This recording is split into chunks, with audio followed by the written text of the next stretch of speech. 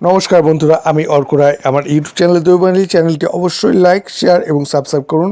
পাশে থাকা বেল আইকনটি অন করে দিন, যাতে সবার প্রথমে আপনি বাড়িতে বসেই জ্যোতিষ সংক্রান্ত যে কোনো সমস্যার সমাধান পেয়ে যান। সাথে পুরাণ এবং যে কোনো তন্ত্রমন্ত্রর ব্যাপারে বাড়িতে বসে সবার প্রথমে আপনি জানতে পারেন।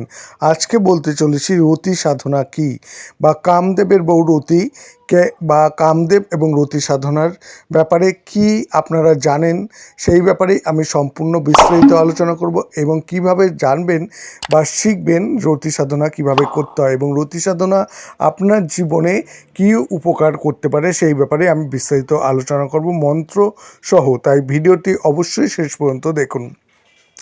রতি সাধনার কিছু গোপন তথ্য নিয়ে আজকে আমি আলোচনা করতে চলেছি। আজকে আপনারা জানবেন যে রতি কী এবং রতি সাধনাই বা কী, আর রতি সাধনা কিভাবে করে, সাথে রতি সাধনার মন্ত্র কী, রতি কী প্রথমেই সেটা বলবো।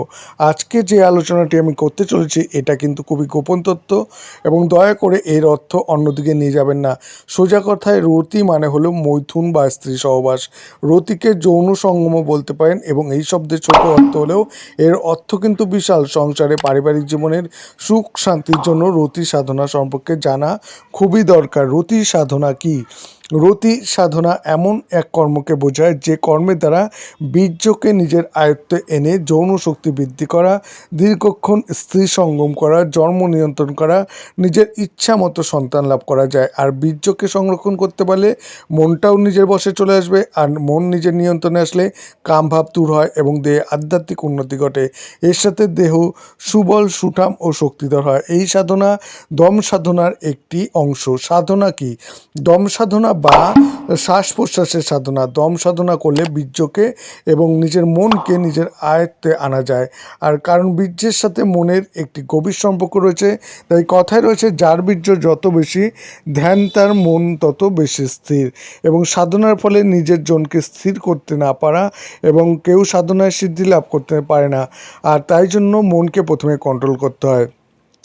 বিভিন্ন পদ্ধতিতে নয় সাধনা করা হয়ে থাকে, এবং এই সমস্ত পদ্ধতিতে যোগ সাধন বা প্রাণায়াম করা হয়ে থাকে। আর প্রাণায়ামে অনেক ব্যায়াম রয়েছে, যেমন রেচক, পূরক, কপালভাতি, অনুলোম বিলোম ইত্যাদি। সাধনার জন্য এই ব্যায়ামগুলোর মধ্যে থেকে সবথেকে শ্রেষ্ঠ ব্যায়াম হলো কুম্ভক, এবং এই সমস্ত ব্যায়ামের দ্বারা শ্বাস প্রশ্বাসকে স্থির করা যায়, এবং শ্বাস প্রশ্বাস স্থির কারণে ধীরে ধীরে বীর্য স্থির হয় এবং যৌন ক্ষমতা বৃদ্ধি পায়।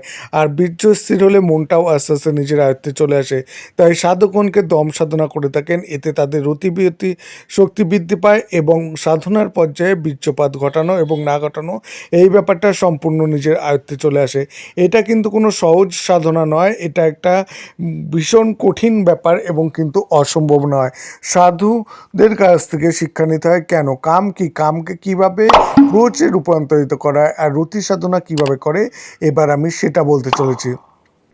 সাত প্রবাসের কর্মের ওপর ভিত্তি করে সাধকগণ যৌন কর্ম করে থাকেন, এবং কোন সময়ে কোন নাসিকা নিয়ে শ্বাস প্রবাহিত হলো বেশিক্ষণ যৌন কর্ম করা যায়, কিভাবে বীর্যকে ব্যঞ্জন করা যায়, নিম্নমুখী চন্দ্রকে বীর্য বেরিয়ে আসার সময় কিভাবে ঊর্ধ্বমুখী করা যায়, ব্রহ্মদ্বারে কি নিজের মনকে আটকে রেখে বীর্যকে কি আটকে রাখার যে কৌশল রয়েছে তার সম্পর্কে জানা যায়। এবং এই দম সাধনার মাধ্যমে সেই সমস্ত কার্য করাই হলো রতি সাধনা। আমাদের দেহে 6টি চক্র রয়েছে, যার নাম ষটচক্র বা ঘটচক্র। ঘটচক্র সম্পর্কে যৌন এবং তার কর্ম করে দোলে সুস্থ সবল এবং সুঠাম রাখাই হলো রতি সাধনার অন্যতম একটি বিশেষ অংশ। রতি সাধনার উদ্দেশ্য, অনেকে রতি সাধনাকে নিয়ে একটু বেশি বাড়াবাড়ি করে, এবং কেননা বলে রতি সাধনা একটি যৌন কর্মের নাম, কিন্তু এই সাধনার ফলে দেহে যে আধ্যাত্মিক উন্নতি হয় সেই কথা কেউ ভাবে না। আবার অনেকেই এমন ভাব করেন যেন রতি সাধনা হলেও এমন একটি খুব বাজে সাধনা, কিন্তু এটা কিন্তু মূল সাধনা, এই কথাটা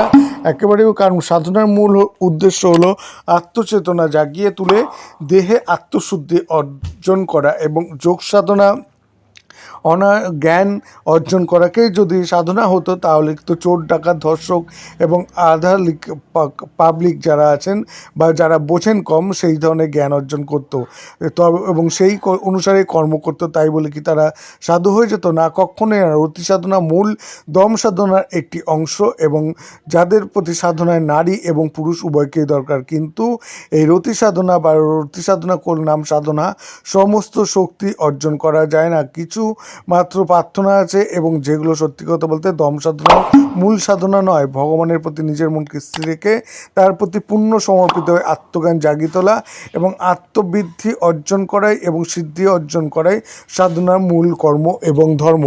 এরপরে আমি রতি সাধনা সম্পর্কে সম্পূর্ণ বিস্তারিত আলোচনা করে রতি সাধনাই বা কী আর রতি সাধনা কিভাবে করে, সাথে রতি সাধনার মন্ত্র কী, রতি কী প্রথমেই সেটা বলবো। আজকে যে আলোচনাটি আমি করতে চলেছি এটা কিন্তু খুবই গোপন তথ্য এবং দয়া করে এর অর্থ অন্যদিকে নিয়ে যাবেন না। সোজা কথায় রতি মানে হলো মৈথুন বা স্ত্রী সহবাস। রতিকে যৌন সঙ্গমও বলতে পারেন এবং এই শব্দের ছোট অর্থ হলেও এর অর্থ কিন্তু বিশাল। সংসারে পারিবারিক জীবনের সুখ শান্তির জন্য রতি সাধনা সম্পর্কে জানা খুবই দরকার। রতি সাধনা কি?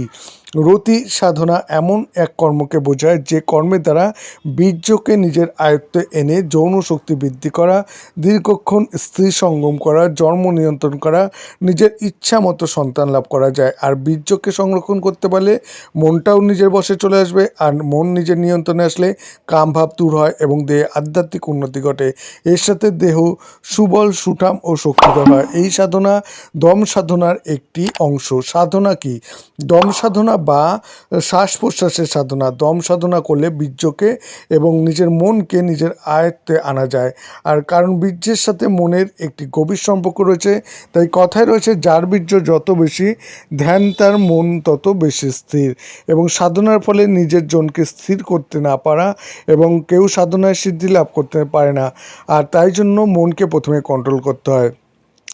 বিভিন্ন পদ্ধতিতে নয় সাধনা করা হয়ে থাকে এবং এই সমস্ত পদ্ধতিতে যোগ সাধন বা প্রাণায়াম করা হয়ে থাকে। আর প্রাণায়ামে অনেক ব্যায়াম রয়েছে, যেমন রেচক, পূরক, কপালভাতি, অনুলোম বিলোম ইত্যাদি। সাধনার জন্য এই ব্যায়ামগুলোর মধ্যে থেকে সবথেকে শ্রেষ্ঠ ব্যায়াম হলো কুম্ভক এবং এই সমস্ত ব্যায়ামের দ্বারা শ্বাস প্রশ্বাসকে স্থির করা যায় এবং শ্বাস প্রশ্বাস স্থির কারণে ধীরে ধীরে বীর্য স্থির হয় এবং যৌন ক্ষমতা বৃদ্ধি পায়।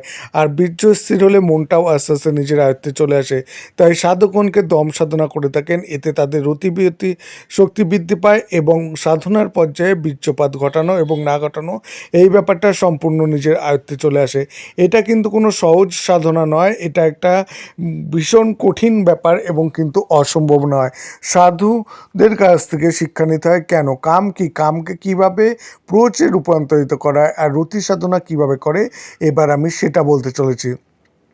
সাত প্রবাসের কর্মের ওপর ভিত্তি করে সাধকগণ যৌন কর্ম করে থাকেন এবং কোন সময়ে কোন নাসিকা নিয়ে শ্বাস প্রবাহিত হলো বেশিক্ষণ যৌন কর্ম করা যায়, কিভাবে বীর্যকে ব্যঞ্জন করা যায়, নিম্নমুখী চন্দ্রকে বীর্য বেরিয়ে আসার সময় কিভাবে ঊর্ধ্বমুখী করা যায়, ব্রহ্মদ্বারে কি নিজের মনকে আটকে রেখে বীর্যকে কি আটকে রাখার যে কৌশল রয়েছে তার সম্পর্কে জানা যায় এবং এই দম সাধনার মাধ্যমে সেই সমস্ত কার্য করাই হলো রতি সাধনা। আমাদের দেহে 6টি চক্র রয়েছে, যার নাম ষটচক্র বা ঘটচক্র। ঘটচক্র সম্পর্কে জোন এবং তার কর্ম করে দোলে সুস্থ সবল এবং সুঠাম রাখাই হলো রতি সাধনার অন্যতম একটি বিশেষ অংশ। রতি সাধনার উদ্দেশ্য, অনেকে রতি সাধনাকে নিয়ে একটু বেশি বাড়াবাড়ি করে এবং কেননা বলে রতি সাধনা একটি যৌন কর্মের নাম, কিন্তু এই সাধনার ফলে দেহে যে আধ্যাত্মিক উন্নতি হয় সেই কথা কেউ ভাবে না। আবার অনেকেই এমন ভাব করেন যেন রতি সাধনা হলেও এমন একটি খুব বাজে সাধনা, কিন্তু এটা কিন্তু মূল সাধনা, এই কথাটা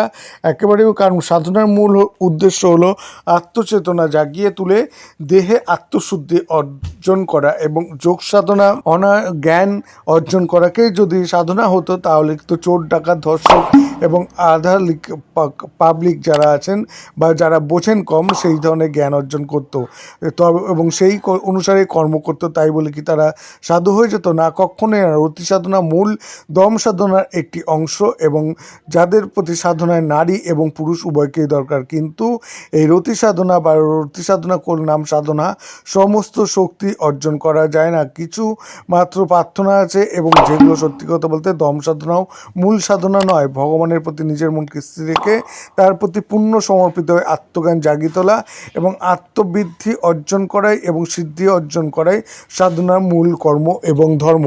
এরপরে আমি রতি সাধনা সম্পর্কে সম্পূর্ণ বিস্তারিত আলোচনা করেছি।